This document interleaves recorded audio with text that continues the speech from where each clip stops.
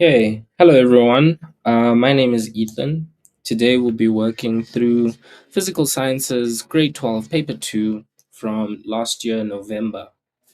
Um, so, diving straight into the multiple choice section, question 1. Which one of the following represents a straight chain saturated hydrocarbon? So, to answer this question, you can draw each answer out and see which one it is, but there is also a really quick formula CnH 2n plus 1 that allows you to quickly check if it is a saturated hydrocarbon. So trying with 5 carbons, n represents the number of carbons. So in our answers, we have C5 and C6. So let's just check both real quick using our equation. So C5H.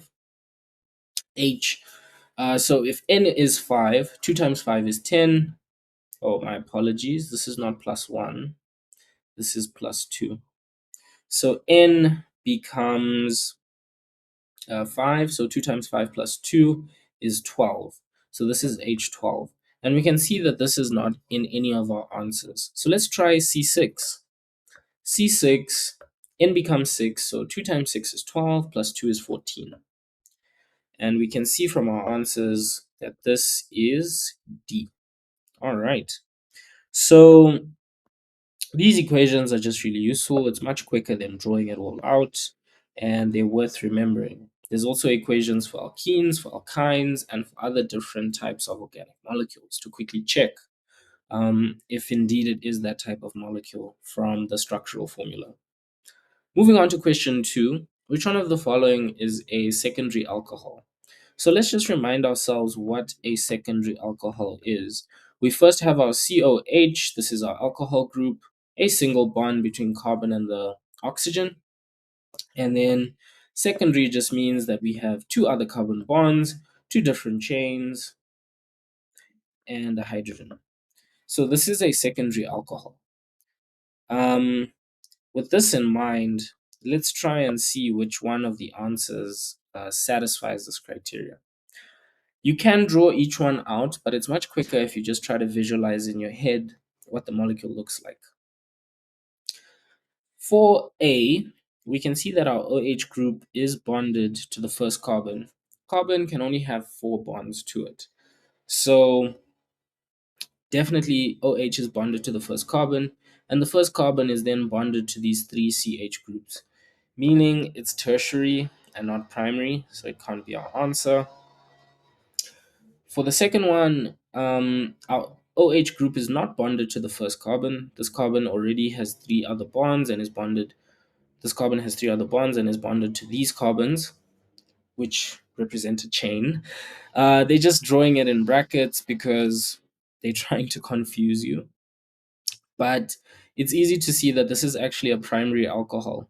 So, yeah, our OH group is bonded to the last CH2 group in these brackets, which is then bonded in a chain to the other CH2 groups, and then finally the CH3 group. So, yeah, that's primary and not secondary. For C, they're really trying to trick us here because you need to realize that this is not an alcohol at all. It's actually an aldehyde. If you try to draw this out, you'll see that you have to draw it with a carbon double bond oxygen, which means it's no more an alcohol, it's an aldehyde, and therefore it is not our answer. So by process of elimination, we know the answer is D. You can draw it out and check, but it is D. Moving on to number 3, they're asking us for a hydrolysis reaction. What is a hydrolysis reaction? Well, it involves water. That's the first part. So already we can eliminate B. B does not involve water as one of the reactants. Water is in the product, but not the reactants. And D is out as well because there's no water at all. So it's between A and C. Now, a hydrolysis reaction involves some sort of substitution or breaking apart of a molecule. In C, we see that water is actually added to the molecule. So this is wrong. We can see that water was added to the molecule and nothing was broken apart or no substitution occurred. So C is wrong. And therefore, by process of elimination, A is our answer. Moving on to question 4.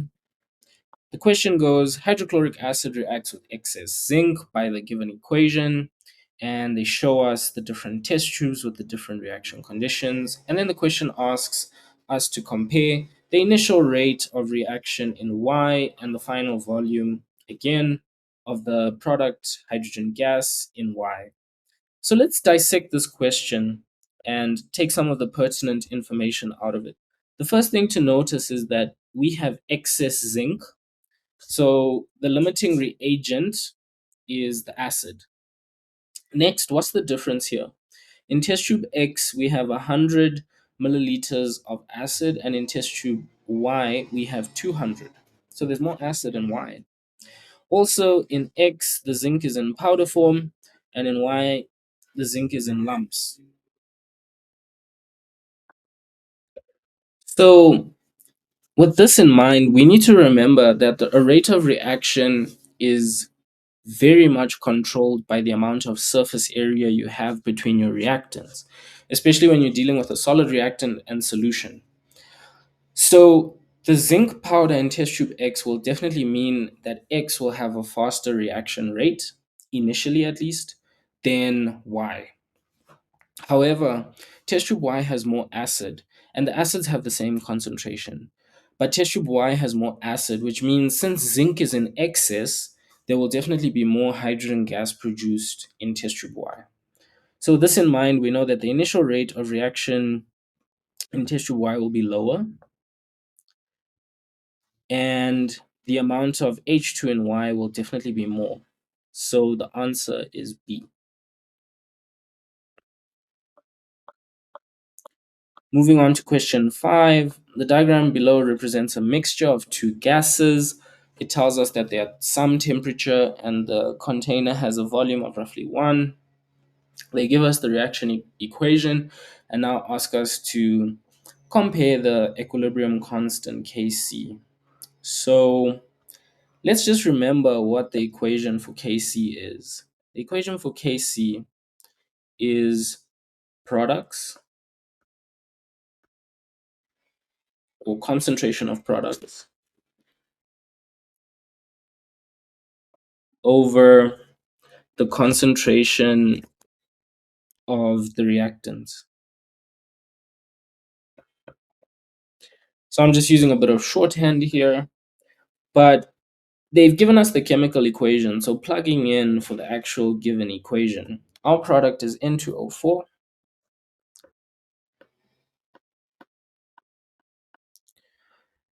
over our reactant is NO2. Now we have this 2 in our chemical equation, and we need to account for it by raising our reactant to an exponent of 2. So what you can see here is that let's just plug in some imaginary number because the uh, uh, just some random number because the volume of the container is close to 1. We can say that the concentrations of our products are really close to 1 as well. So some number really close to 1, maybe 0.9 over 0.9 squared, right? Or any other number, just some number really close to 1. And what you'd realize is that Kc is definitely bigger than 0, but it's definitely less than 1 because of this exponent in our denominator. So the only answer that matches is D. Okay, so moving on to question 6. A reaction is at equilibrium in a closed container according to the following balanced equation. They give us the equation. The volume of the container is now increased while the temperature remains constant. A new equilibrium is reached. Which one of the following combinations is correct for the new equilibrium? So let's break this question down. We're given the chemical equation, but the volume of the container is increased, but the temperature remains constant.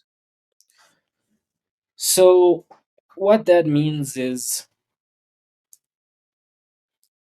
Because the temperature is constant and the volume changes, there is a change in pressure. So if we remember our equation, PV equals N RT, if our volume is changed but our temperature is constant, then our pressure has to change.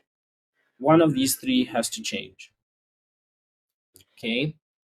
So with that in mind, what it basically means is that the concentration of O2 would stay the same, but there would be more O2 in the system.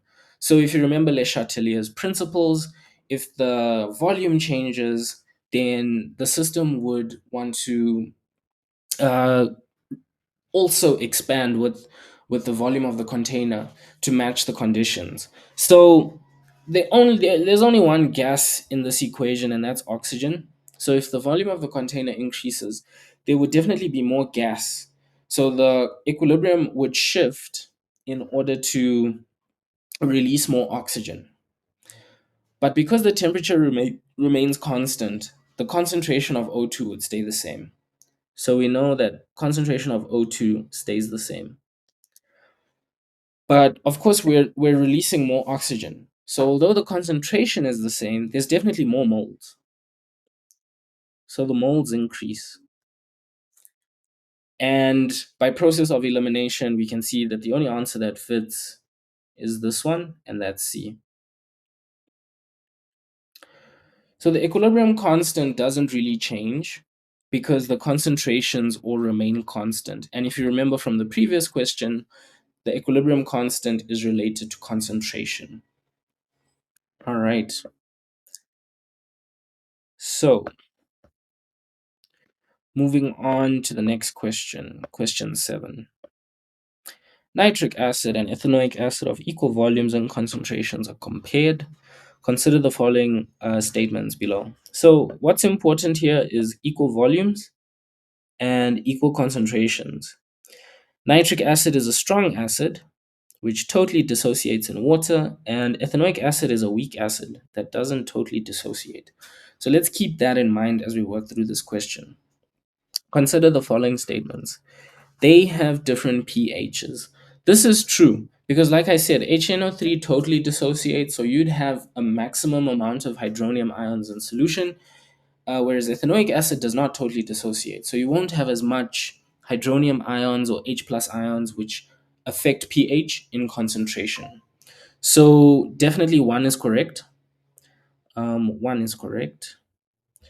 Both have the same electrical conductivity. Again, this is wrong because for the same reason. HNO3 totally dissociates. So there's a maximum amount of ions in solution. Ethanoic acid doesn't do that. So there's less ions. Conductivity is a property related to the amount of ions in solution because the ions carry charge through solution, and that's electrical conductivity. So this is wrong. HNO3 would have a higher conductivity. Both solutions require the same number of moles of KOH for complete neutralization. Now, this is correct because they have equal volume and equal concentrations. So, yes, they would require the same amount of moles of KOH to neutralize them. So, this is correct. So, analyzing this, we see that the only answer that fits our criteria is C. Or let me use a highlighter to be consistent. Okay. Moving on to question 8. The apparatus in the diagram below is used for the titration of hydrochloric acid and potassium hydroxide. In a titration, the learner accidentally exceeds the endpoint. Which one of the following will be true for the titration mixture? Okay, so we have acid in the burette and our titration mixture, which means we start off with base and then we add acid. So they tell us that we've exceeded the endpoint, which means we've totally neutralized all the base and we're now adding excess acid. So there will definitely be more H plus than OH minus because there's more acid than base. And because of this, the pH will definitely be less than 7 because that's an acidic pH and there's more H plus. So with this in mind, the only answer that fits our criteria is A. Okay, moving on to question 9. The following hypothetical standard reduction potential state or relate to a galvanic cell. Okay. Consider the following statements for the galvanic cell. The EMF of the cell is zero point 0.2 under standard conditions. So let's check, is the EMF actually 0.2? So there's a couple different ways you can like calculate the cell potential, but essentially it's usually easier to just say cathode minus anode. So in this case, you must remember that the cathode is usually a positive cell potential and the anode is usually negative.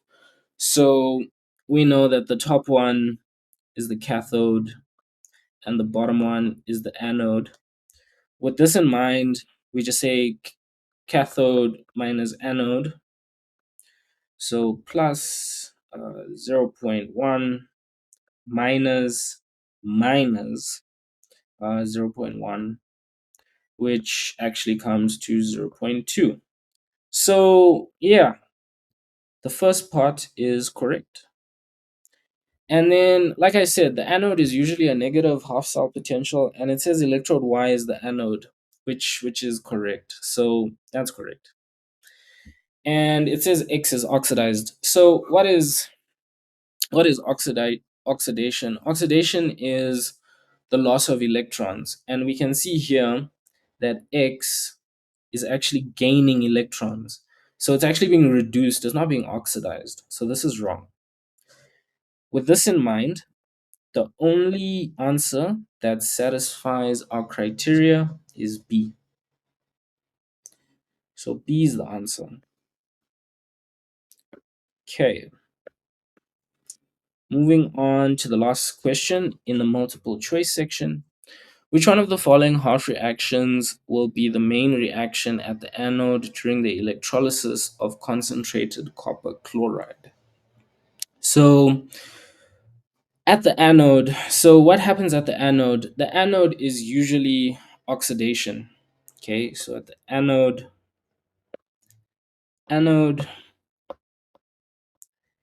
is oxidation.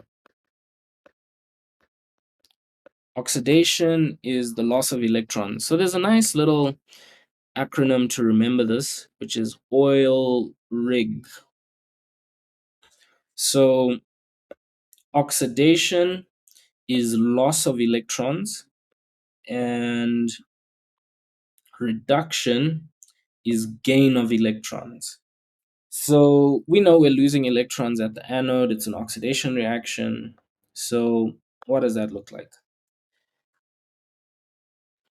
So copper chloride would dissociate into copper, it's actually like this, into copper 2 plus and 2Cl minus. So with that in mind, we can already eliminate majority of these reactions that involve water because there's no water in our system. And we just want to analyze A and D. So copper 2 plus 2 electrons going to copper solid. That is gaining electrons. And we remember we said gaining electrons is reduction, not oxidation. So this is wrong. And then at the bottom, 2Cl minus going to Cl2 gas plus 2 electrons. So this is a loss of electrons, which is correct for an oxidation reaction. So this is the correct answer. This is the oxidation we can expect at the anode.